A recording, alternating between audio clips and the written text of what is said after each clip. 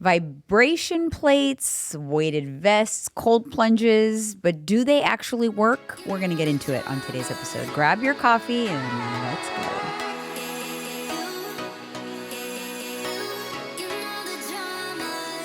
I got my coffee this time. Mike has I need a little pick me up. Nirvana Soul Coffee. It's a local coffee shop here. Right down the street from our studio. Right down the street. Good, smooth.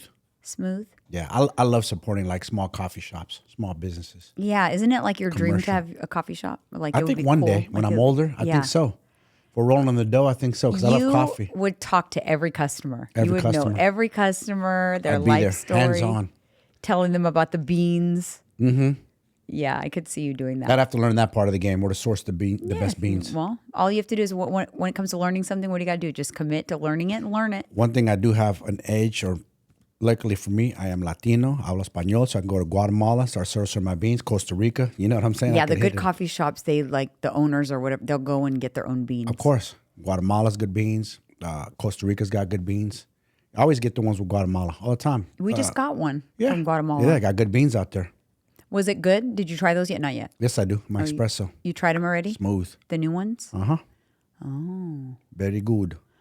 Oh, well, welcome back, you guys. Another episode of Candidly with Coffee. Thank you so much for tuning in. Make sure you leave us a comment.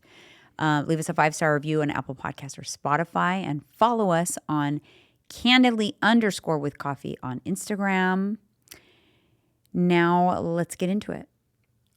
Let's get into it. Yeah, so you've kind of done some of these gimmicks. I've done some of these gimmicks. I want to know if you can think of any others. But I just wanted to talk about like things that take flight on social media and like whether they're hype or whether they work, like what our thoughts are, and kind of just chat about it.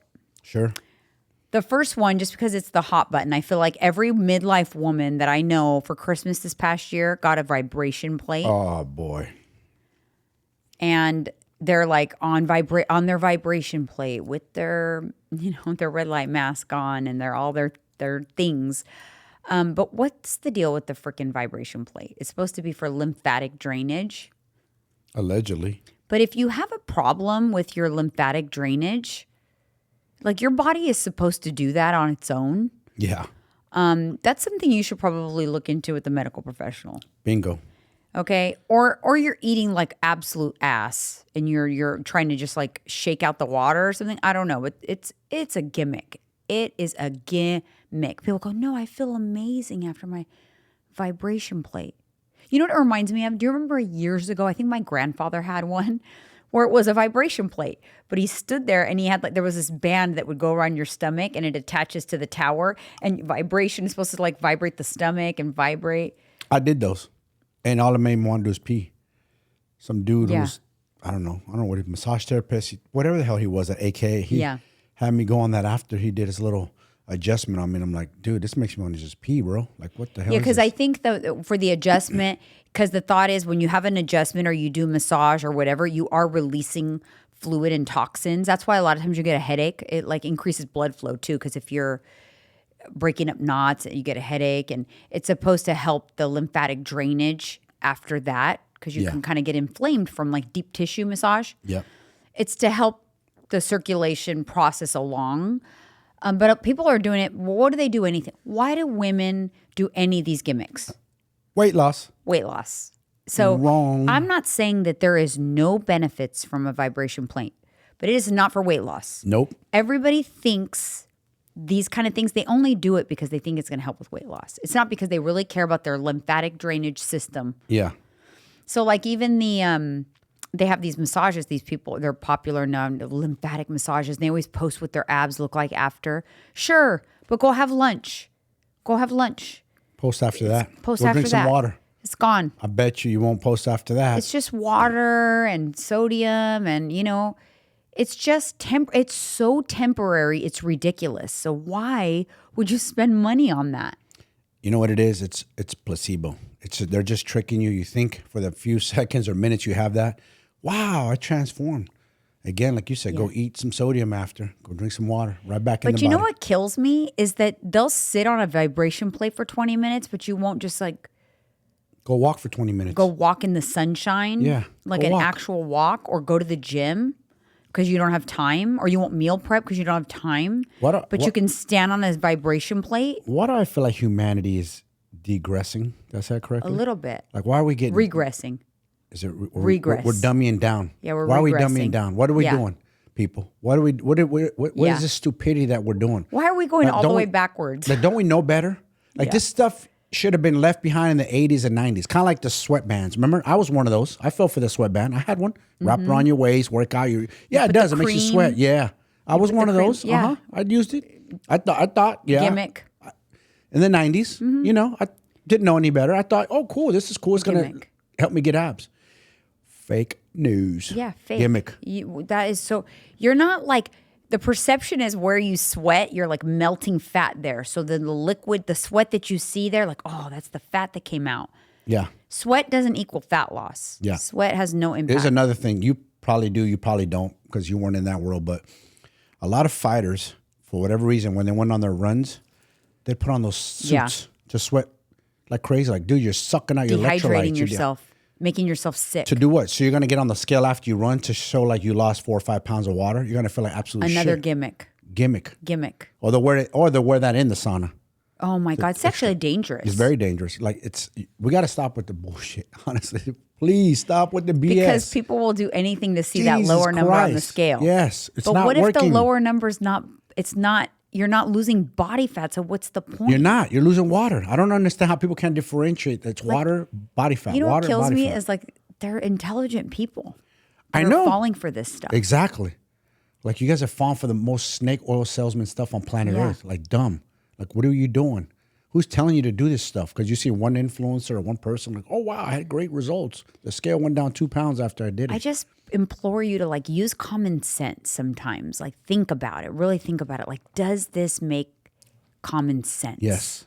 Yes. Or is it too good to be true? Tap into that brain. Think of it. You know, does this make sense? Yeah. And like, let me give you my 2 cents on weighted vests. I like to wear my weighted vest. I feel like I'm doing something. I feel like if I wear it sometimes and then like I don't wear it for a long time, then I wear it again, I'm going to get a little extra benefit for a little bit. For a little bit. Then you got to stop again because the body adapts. Yes. So a weighted vest is not a replacement for strength training because you don't progressively overload your weighted vest unless you do for a little bit, but then you're just going to get back problems. It's literally going to give you back problems or like neck problems or something like that. People think like, oh, my weighted vest. They like live and die by it. The amount of extra calories you burn maybe in that first month wearing your weighted vest, it gets negated after that because your body will adapt. Your body's going to adapt. So there's a minimal benefit from that, if any. People, again, they want to think they're getting these I like to wear mine every once in a while, but I do feel it hurts my back a little bit sometimes. But I'll wear it for, like, if it's a good tool in like a fat loss journey, right? So if like I have a client like, okay, we're in your fat loss journey. Now bump up your steps and throw on a weighted vest. It's just going to squeeze out a little more calorie deficit. Yeah. But it can't be like a permanent baseline because otherwise it's just a baseline. It's not going to give you any improvements. You'll tap out. It's the same amount of weight. You can't progressively overload it very much where it's going to make a difference. So what are you going to do? What do you think you're building?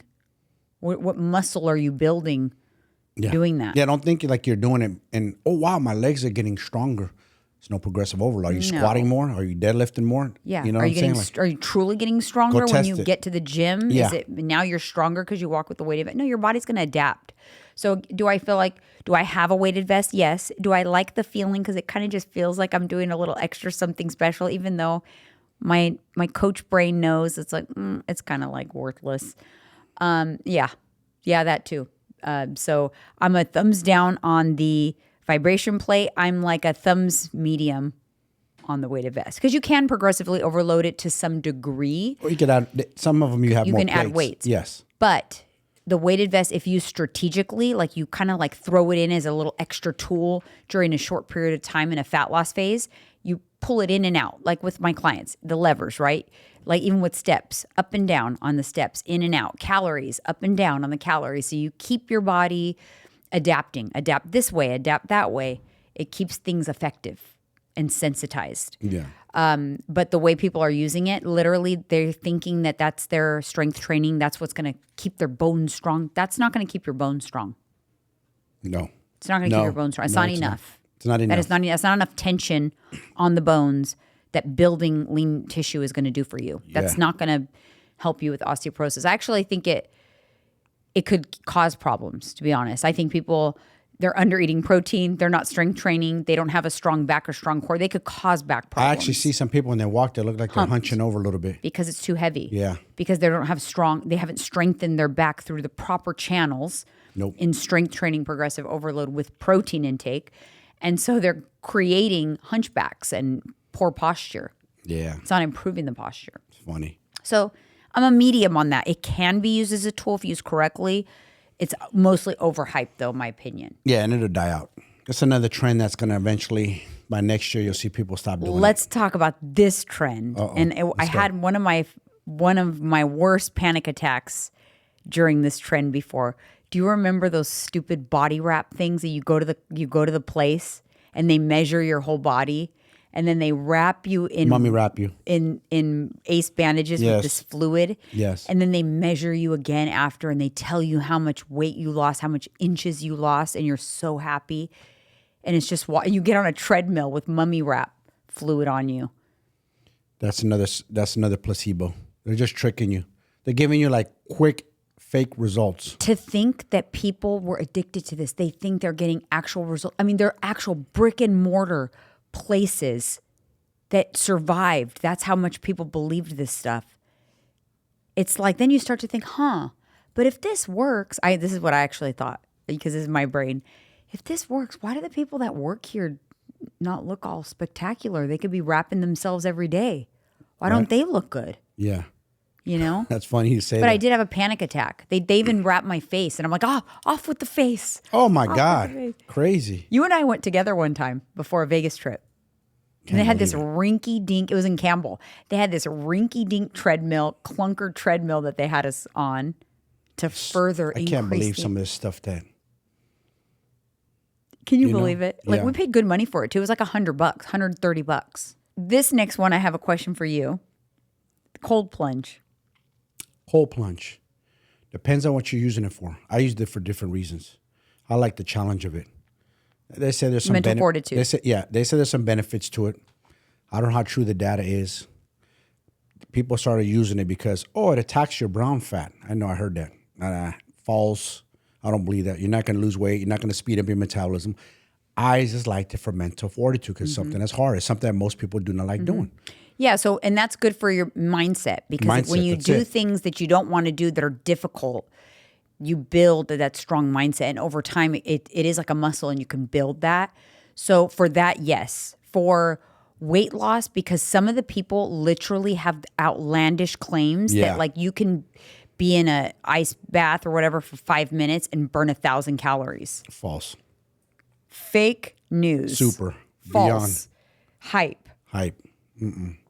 Total hype. I just did it because, again, the challenge of it. Because I did cold showers for so long. I'm like, let me do a cold plunge. Yeah, I was able to handle it for sure. Because it ain't easy. It is hard to jump.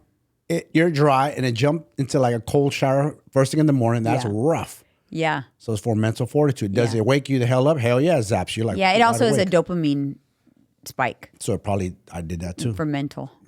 So but for weight loss gimmick, not worth it. To me, the juice is not worth the squeeze. I mean, I wouldn't get in that thing if you paid me. That's a negative. Oh, there is this device that you blow into, and it tells you if during that time, are you burning more fats or are you burning more carbs? So based on the answer, you'll know what you need to eat next, what macronutrient you need to eat. Again, BS. Come on. Fake. These things are just gimmicky. This is ridiculous. Listen, you know how you burn body fat is you have to put yourself in a calorie deficit. That's it. Period. It doesn't matter what time you ate your carbs, what time you ate your protein. No.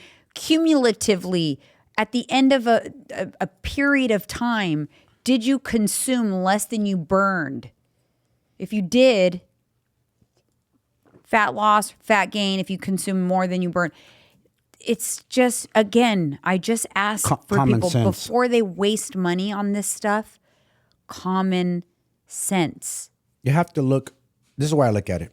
I go way back. How do you think we survived? There wasn't an abundance of food back then. We ate enough to survive, and people probably weren't overweight. They ate just enough to their body to function to survive. Yeah. We made it. So why do we need all this gimmicky stuff to survive now? Mm-hmm. Again, all roads lead to you looking like that because you're overeating. That's it. Stop trying to find things and place excuses and the effort. To me, what kills me is a lot of times I think, okay, people don't want to change or they're not ready to change because they're willing to spend money on things, but they don't want to put effort into things. No, they don't. They want things to do the work for them. Okay. But then I think to myself, but some of the things that they'll spend money on actually require a lot of effort. That if they just shifted that effort to what actually works, they'd be pretty successful. Because, for example, what about the gyms where you literally put on a suit?